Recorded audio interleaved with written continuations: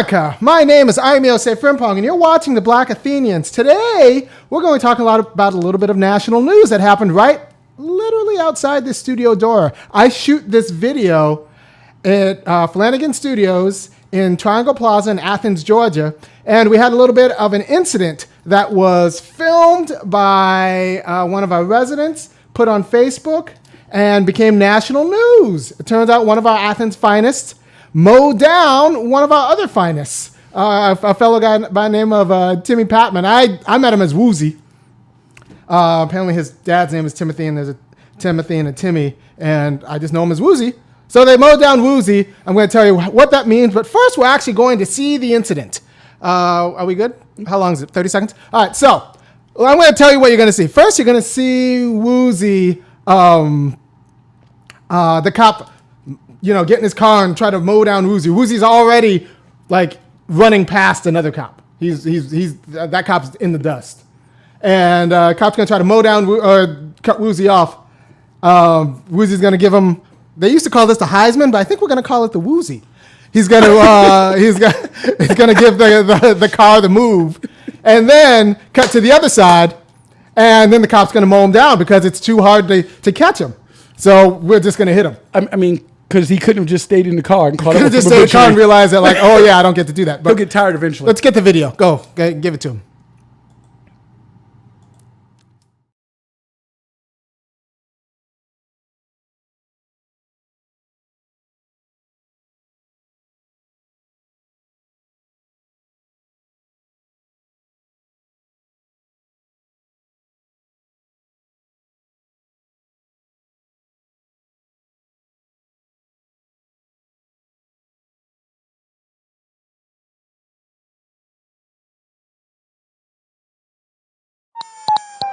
On the ground. We got him. All right, so that was all you need to know about that situation. I'm going to give you a little bit more context because I spoke to Woozy in jail. I didn't know it was him when I first saw the video. I didn't recognize him. I hung around with him. We had lunch. He helped us move in the equipment into the studio when we first organized the studio. I didn't know it was going to be him when I went to jail because I just went to go see the victim. And then it turns out it was Woozy. This is one of our neighborhood guys. So we're going to break down the situation. I'm going to give you a little bit of context. But for now, let's just hit the beat. To the beat, y'all. Yeah. Sound good to me. Never change the ways for the world or the government. If I was the president, then I would state facts. You leave it up to me, I paint the White House black and it can feature in your front. Now, what's both unfortunate and fortunate about the media era is there used to be about 3 or 4 videos floating around on this incident. One of them is great because it shows you got the first person shooter view with this cop video, with the lapel cam video. But there was another one that was kind of like a third person where you see kind of the whole thing unfold, which I thought was very artful.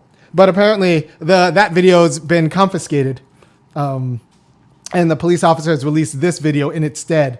But the first video, this all happened by the same reason Rodney King happened. You had someone, Johnny on the spot with a camera who was taking the picture, because cops, believe it or not, mow down black people rather often, but it's not always on cell phone.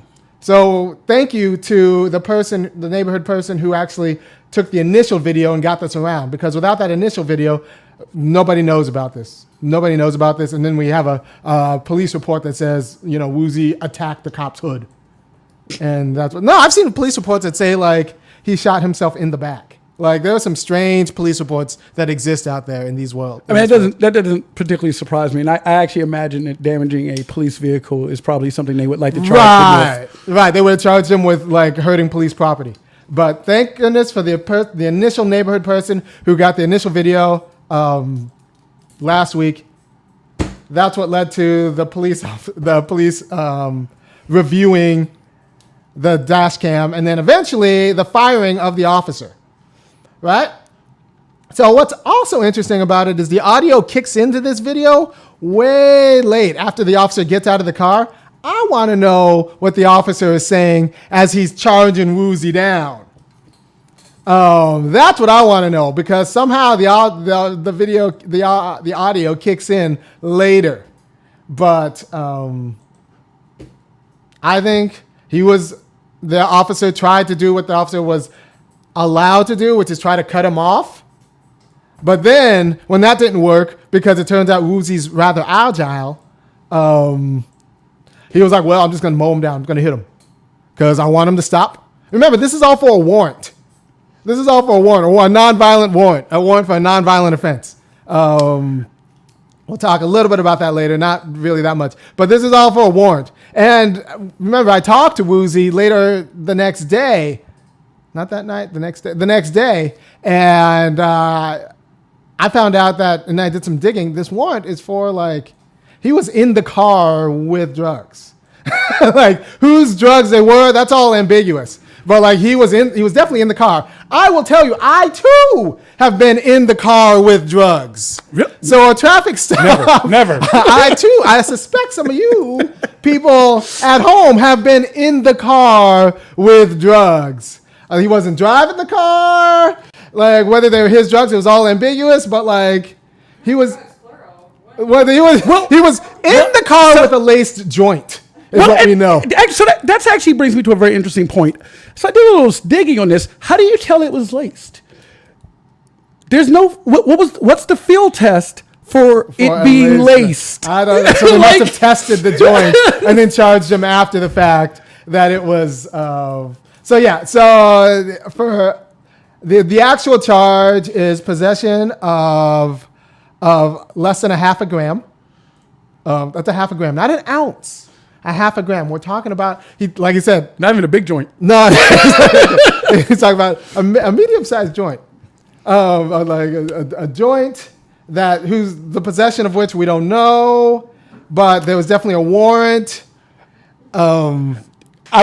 This is funny because I was told a story by someone. I won't share any names. It doesn't matter whose joint it was, even if it was joint. We have good reason to believe it wasn't even his joint. There were 4 people in this car, remember? So, but he was definitely in the car, right? So he's definitely in the car, and he definitely didn't show up for his PO appointment. He missed a meeting. As sometimes happens, and commissioners and he missed was a meeting. definitely mowed down for missing a meeting. Right, So the commissioners missed a meeting recently. They got hit by cars. Yeah, exactly. Andy Herod, my commissioner, was not at his commissioner meeting. He was elected to do a job. I expect him to do his job. My Clark County commissioner was not at this last commissioner meeting. He was hired to do a job. So if you see Andy Herod in the meeting, I need you to apprehend him. I need you to bring him to see. He was hired to do a job. And that was a long meeting. He needed to have been there. He needed to be there. So, like, my commissioner wasn't there. That means, do what you got to do because you're supposed to go to your meetings. All right. So here's what happened. Hold on. Woozy's got. This is happening again. I did do something that possibly allowed this to be the case. Get up.